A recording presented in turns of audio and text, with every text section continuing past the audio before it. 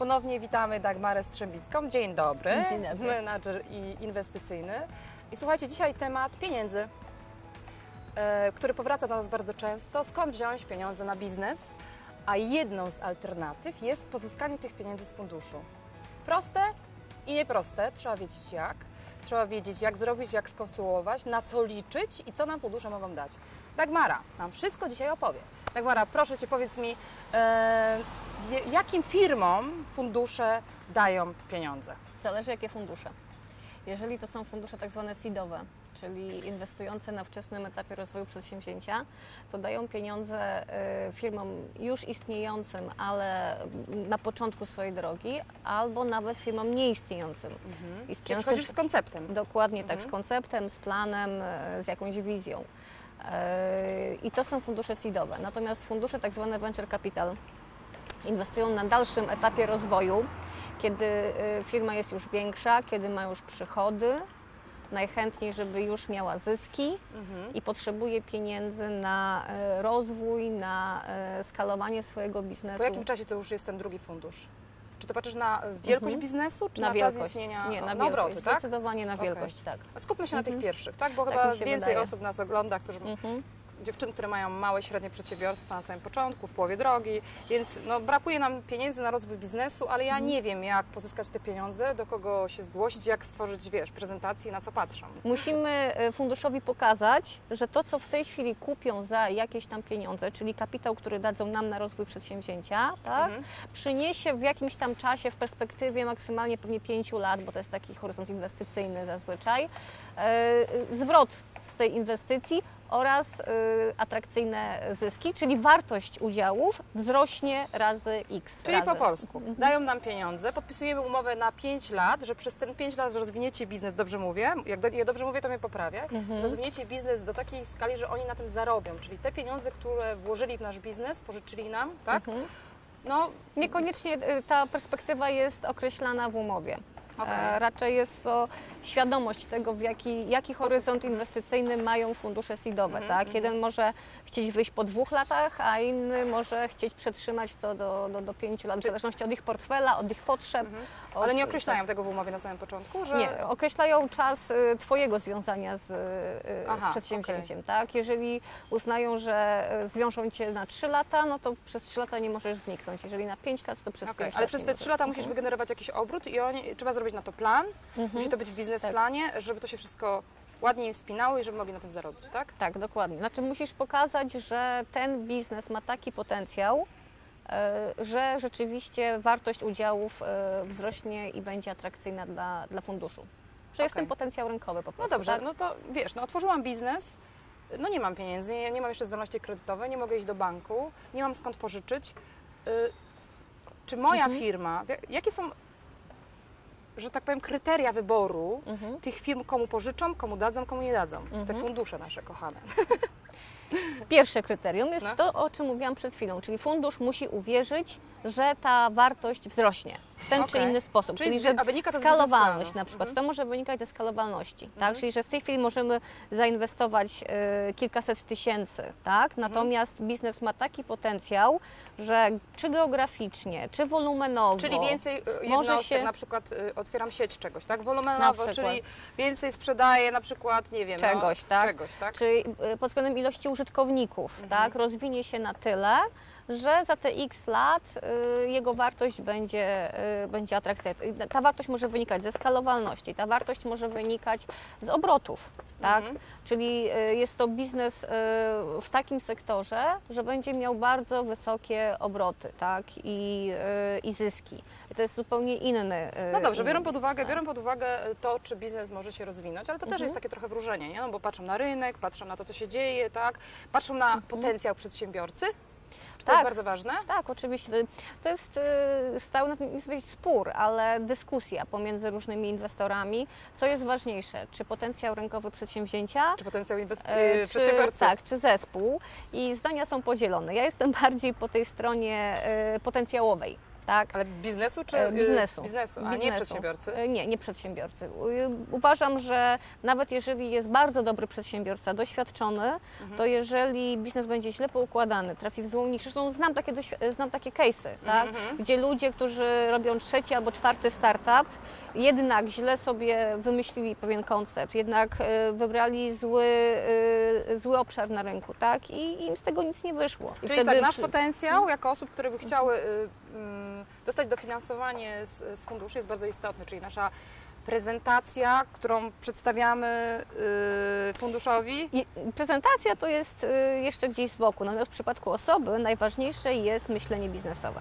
Okay. I teraz tak, to jest trudny temat, ponieważ znowu jest kolejna kontrowersja. Czy myślenia biznesowego można się nauczyć, czy trzeba się z nim urodzić? Tak? No i jak Ty myślisz? No, trzeba się nauczyć, trzeba się z nim urodzić? Mnie doświadczenie i jakby kontakt z setkami już w tej chwili przez te wszystkie lata przedsiębiorców przekonuje jednak do tego, że jest to pewien rodzaj predyspozycji. Ale pewne rzeczy się można nauczyć. Pewnych rzeczy można się nauczyć, na pewno, natomiast są tacy ludzie, inaczej pozytywne przykłady, są tacy ludzie po prostu, którzy widzą pieniądze. No tak. Którzy mogą... Pieniądze ich lubią, tak? I ja znam takie przykłady.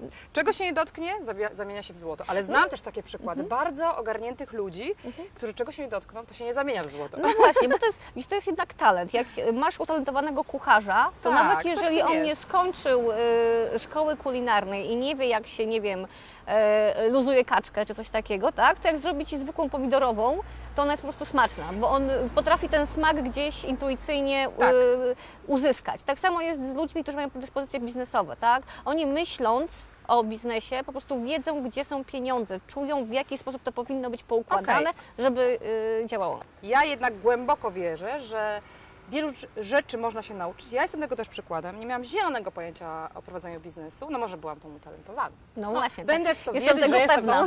Jestem Jestem tego absolutnie pewna. Dobra, Dagmara, co jeszcze? Mamy dobrze poukładany biznes, mamy biznesplan, podoba się to inwestorowi, musimy zrobić prezentację. Proszę, powiedz mi, co w tej prezentacji powinno być. No. Dobrze.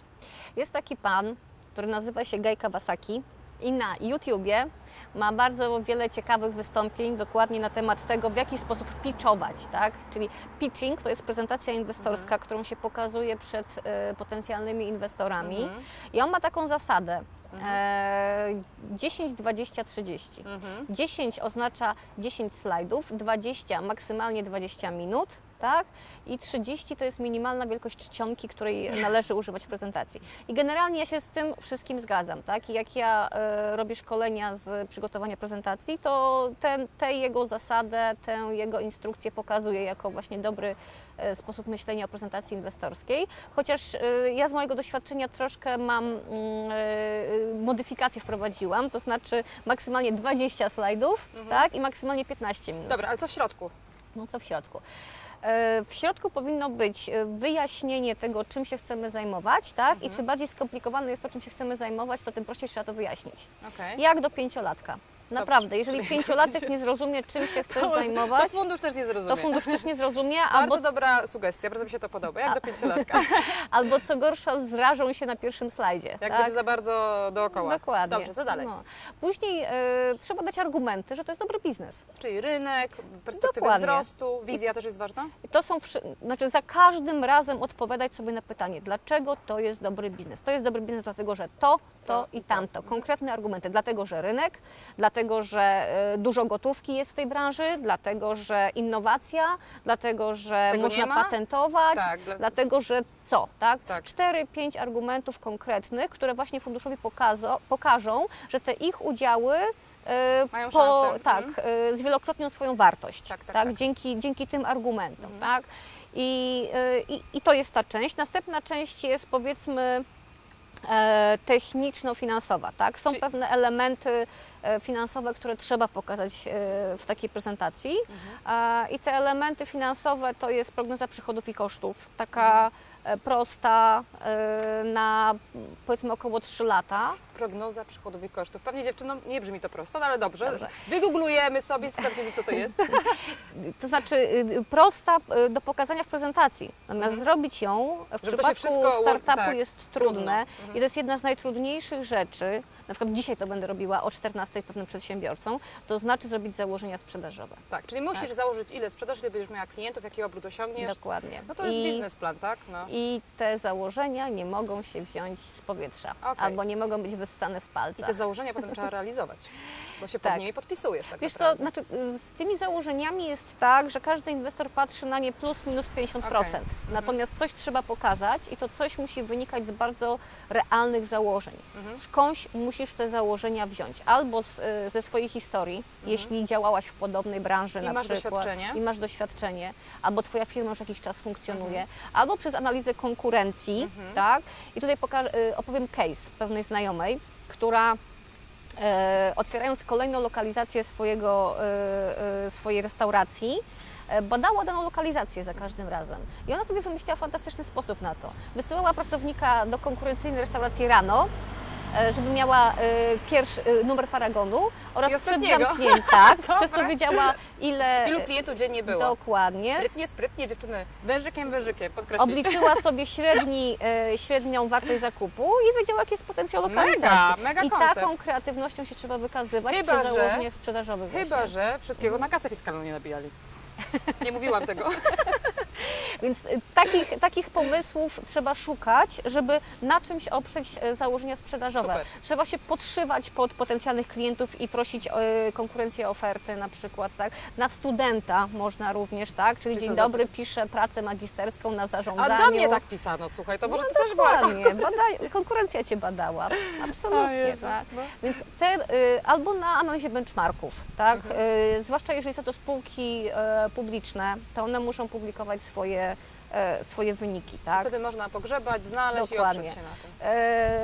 Internet, wyszukiwarka, wiadomo, która. Ale dobra, załóżmy taką sytuację, że otwieram niszę, nie ma konkurencji na rynku polskim, no gdzieś tam na świecie jest. No to mogę pokazać biznes międzynarodowy, który się rozwija i to też będzie jakiś przykład, że to ma rację bytu, tak? Tak, tylko wtedy musisz dopasować to do rynku, tak? Bo wiadomo, że zależy na jakim rynku działa ta... Oczywiście. Na przykład ilościowo rynek brytyjski jest mniejszy, a amerykański dużo większy, tak? Więc trzeba to proporcjonalnie obliczyć. Dobrze, no jestem już przygotowana. A poza tym nigdy nie mów, że nie ma konkurencji.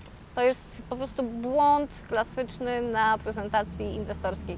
Konkurencja jest zawsze. Ukryta. Nie, to jest to, że potrzeby ludzie mają takie same od czasów pierwotnych, tak? Teraz wydają pieniądze, żeby realizować te potrzeby. I potrzeba, na którą Ty chcesz odpowiadać, już jest w jakiś sposób realizowana. No tak, ale wiesz, ja mówię o takiej konkretnej konkurencji, że robi dokładnie robi to, co ja, w takiej samej formie, ma taki sam model biznesowy, whatever. Tak, ale rozmawiając z inwestorem, nie wolno powiedzieć, że nie ma konkurencji. Czyli drugie wężykiem, nigdy nie mów, że nie ma konkurencji. Oprócz prognozy przychodów i kosztów powinna być wielkość i struktura inwestycji, czyli ile chce od inwestora i na co. To jest bardzo ważne, tak? Powinna być informacja, po jakim czasie mniej więcej planuje się tak zwany break-even point, czyli próg rentowności. Można sobie sprawdzić w internecie, co to jest. Tak, sprawdźcie. Muszę sobie sprawdzić, dziewczyny. No właśnie i czasem podaje się na przykład jeszcze wielkość kosztów stałych, no to są takie podstawowe elementy, tak? Później musi być część dotycząca zespołu. Czyli kim my jesteśmy, jakie mamy doświadczenie. Kto z nami pracuje, tak? I kto to jest też, tak? No, to są takie najbardziej elementarne rzeczy, które powinny być w takiej prezentacji. Mamy prezentację. Teraz chcemy stworzyć, wiesz, jak chciałabym zobaczyć wcześniej umowy, w jaki sposób one są konstruowane. Są jakieś umowy, gdzie ja mogę zobaczyć, mieć wgląd w taki dokument? Podchodząc do tematu umowy inwestycyjnej, tak, trzeba zacząć od dwóch rzeczy. Od dobrego prawnika, który ma doświadczenie w transakcjach. Ale właśnie doświadczony prawnik, nie pani Zisia, która nam robi umowy, tylko ktoś, kto ma doświadczenie w transakcjach. I tutaj dziewczyny nie oszczędzacie, bo to jest bardzo ważna rzecz. Dokładnie. Tak? To jest pierwsza rzecz. I druga rzecz od, powiedzmy, naszego wewnętrznego term sheetu. Term sheet to jest taki dokument, który się podpisuje jeszcze przed umową, ale on może być, ale nie musi być. Jak to się nazywa? Nie ma, no. Ustalenie zasad? No coś takiego, nie wiem jak. Nie funkcjonuje. Wstępne... Są takie rzeczy, których się nie tłumaczy na język polski, tak? O co chodzi w term sheetie? Chodzi o to, żebyś Ty wiedziała, jakie są Twoje elementy nienegocjowalne. Czyli coś, co dla Ciebie jest nienegocjowalne. Dokładnie. Ty prawnikowi musisz powiedzieć, co jest dla Ciebie ważne. Że na przykład dla Ciebie ważne jest to, żeby zarządzać. A może ważniejsze dla Ciebie jest to, żeby mieć udziały. Może dla Ciebie ważniejsze jest to, żeby rozwijać projekt merytorycznie. No ile można dostać tych pieniędzy? Na przykład mam 200 000, które już zainwestowałam, firma istnieje, potrzebuję na rozwój mojej firmy z 200 000. To jak oni do tego podchodzą? Jak te fundusze wtedy to analizują? Ile mi dadzą? To nie, to Ty mówisz, ile chcesz, ile No to chcę potrzebujesz. 200. Mhm, No, to dostanę 200, jak dobrze to sprzedam.